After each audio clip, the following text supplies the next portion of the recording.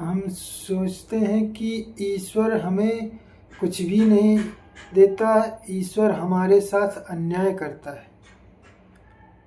तो हमारा सोचना ये व्यर्थ है। ईश्वर किसी के साथ कभी अन्याय नहीं करता है।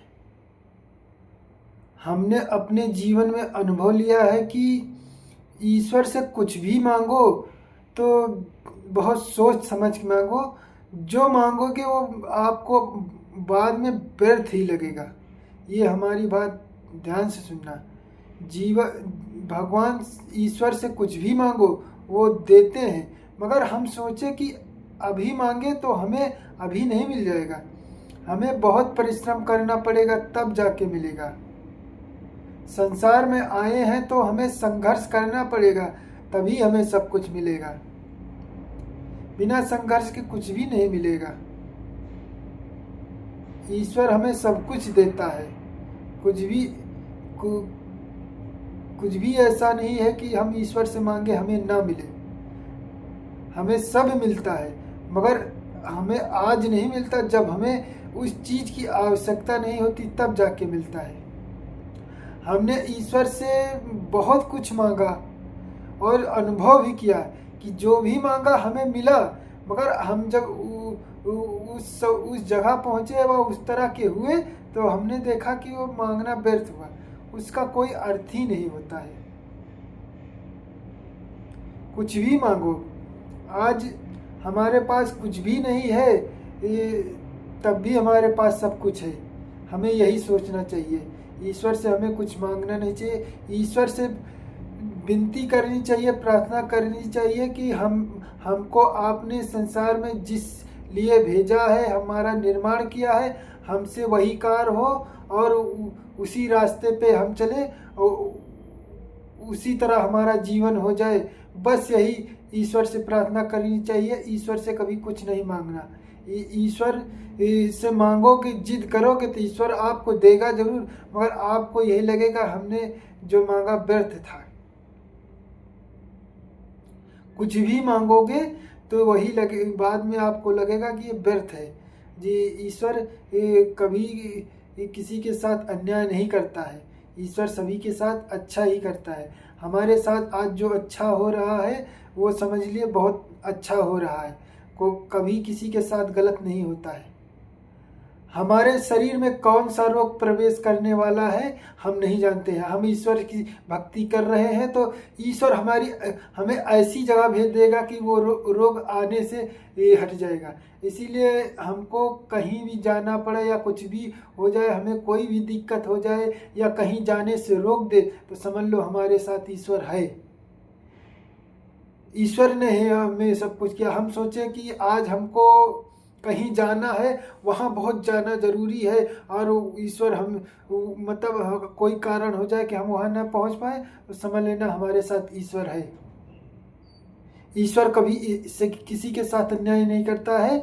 यहाँ तक ईश्वर को जो पूजता नहीं, ईश्वर को मानता नहीं, उसके साथ भी ईश्वर कभी अन्याय नहीं करता, क्योंकि भगवान ने ही उनको, ईश्वर ने ही उनको बनाया है। जो जैसा करता है उसको कर्म उसी उसी उसी तरह फल मिलता है। और ईश्वर कभी किसी के साथ अन्याय नहीं करता, न किसी के साथ गलत करता है। सिर्फ हम सोचते हैं कि हमारे साथ ईश्वर ने गलत किया। ईश्वर किसी के साथ गलत नहीं करता है। जो भी होता है हमारे साथ अच्छा ही होता है। कष्ट भी हुआ तो समझ लीजिए हमारे साथ अच्छा ही हुआ, क्योंकि कष्ट में ही कल्याण छुपा होता है। कब हमारे साथ क्या होने वाला है हम आप नहीं जान पाएंगे। हम कुछ भी कर लें कोई भी नहीं जान पाएगा। जो लोग गुरु बनकर आज विद्वान पंडित बनकर हमारा भविष्य बताते हैं तो वो समझ लो गलत ही बताते हैं, क्योंकि कब क्या होने वाला उसमें कुछ बातें सत्य हो जाती हैं, सारी बातें सत्य नहीं होती। अब अगर ये बता दें कि हमारे साथ ऐसे होगा, मगर किस समय होगा कैसे होगा ये कोई बता पाता है? ये बता देता है हाँ तुम्हारे साथ, क्यों हमारे साथ वो बताते जो है ना, वो हमारे शरीर, हमारे रूप रंग और समय को देख कर वो जान जाते हैं कि इनके साथ ऐसा होना चाहिए, जबकि पूरी बात नहीं जानते। हमारे साथ क्या होना है कोई नहीं जानता है। सिर्फ कुछ जैसे हमारा समय चल रहा है, कुछ वो गुण दोष देख के उनको कुछ ऐसा अनुभव लगता है कि इसके साथ ऐसा होगा। मतलब 100 में 10% बात जान जाते हैं, वही 10% बात सत्य हो जाती। 100 क्या है कि अभी साधारण आदमी भी कोई किसी के साथ कह दे तो 100% में 10% हो जाता है। उसी तरह भविष्यवाणी भी होती है। इसी कारण हम लोग मान लेते हैं कि हाँ बहुत बड़ा विद्वान है, बहुत बड़ा पंडित है। कोई ऐसा नहीं है ना, कोई सत्य जान पाता है, सिर्फ 10% बातें जान जाता है, इसीलिए हम समझ जाते हैं वो बहुत बड़ा विद्वान है। और हमें यही सोचना होगा कि भगवान हमारे साथ कभी गलत नहीं करता है, जो भी करता है अच्छा करता है। हमारे शरीर को, हमारे भाग्य को क्या चाहिए, हमें किस रास्ते पे जाना चाहिए, ये हम आप नहीं जानते। भगवान जो हमारे साथ करता है अच्छा ही करता है। हमने बहुत सी चीज़ें ऐसी जिद की भगवान हमारे साथ ऐसा क्यों कर रहे हो, उस समय वो नहीं हुआ, बाद में हुआ, और वहाँ से उस जगह जिससे कोई दुख हुआ वहाँ से हट जाए तो वहाँ चले जाए। तो हमने देखा है कि कोई वस्तु मिलती है तो दूसरा चीज का नुकसान होता है। कुछ भी मिलेगा, अगर भगवान से मांगेंगे हम, कुछ भी मिलेगा तो बाद में कुछ मिलने पर कुछ खोना भी पड़ता है। ये हम अपने मन में रखना चाहिए।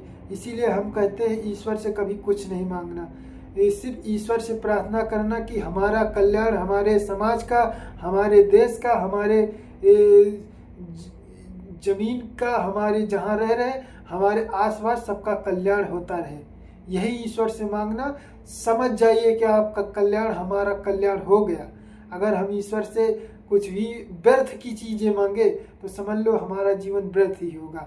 हम उसी व्यर्थ के चक्कर में पड़े रहेंगे, क्योंकि इच्छाएं कभी पूरा नहीं हो सकती। आज हमें कुछ मिला तो फिर सोचेंगे कुछ और मिले, हमें कुछ मिला फिर सोचेंगे कुछ और मिले। यही जीवन हम व्यर्थ करते रहेंगे और सत्य को नहीं जान पाएंगे। और हम ये सोचें कि हम सबसे बड़े ज्ञानी हैं, तो ये कभी मत करना कि हमसे भी बड़ा ज्ञानी कोई बैठा, यही सोच कर रहना। और हम सोचे कि आज हमने कुछ सीख लिया, तो ये व्यर्थ सोचना है कि हमने कुछ भी नहीं सीखा। आज कुछ सीखे हैं तो कल कुछ और सीखना पड़ेगा, आज कुछ सीखे हैं तो कल कुछ और सीखना पड़ेगा। इसी तरह हमारा जीवन कट जाएगा, हम कुछ जान नहीं पाएंगे। बस हम यही कहना चाहते हैं कि सिर्फ संघर्ष करते रहिए और आप सही मार्ग चलते रहिए, ईश्वर से प्रार्थना करते रहिए और ईश्वर से कभी कुछ नहीं मांगना। ईश्वर हमारा कल्याण करता रहेगा। ईश्वर हमारे साथ कभी गलत नहीं करता है, जो भी करता है हमारे लिए उचित ही करता है। कष्ट में भी कल्याण हमारा छिपा होता है, गरीबी में भी हमारा कल्याण छिपा होता है। अगर हमें कुछ भी दिया है भगवान ने तो उसका स्वागत करें, अगर नहीं दिया है तब भी हम स्वागत करें। जीवन में हर समय प्रसन्न रहना सीखें। बस हमारा जीवन इसी में कट जाएगा। व्यर्थ के जीवन में जीवन गवाते रहेंगे तो हमें कुछ नहीं मिलेगा। हाँ, कुछ भी मिलता है तो कुछ ना कुछ हमारा जाता भी जरूर है। अगर आज के समाज में सबसे ज़्यादा धन सबसे ज़्यादा उचित होने लगा है, धन के बिना सब व्यर्थ होने लगा है। अगर हमको धन अधिक मिल जाता है तो हमारा संसार और समाज से व्यवहार खत्म हो जाता है। धन अधिक हो गया तो हम समाज से दूर रहने लगते हैं, कहीं हमारा धन कोई चुरा न ले।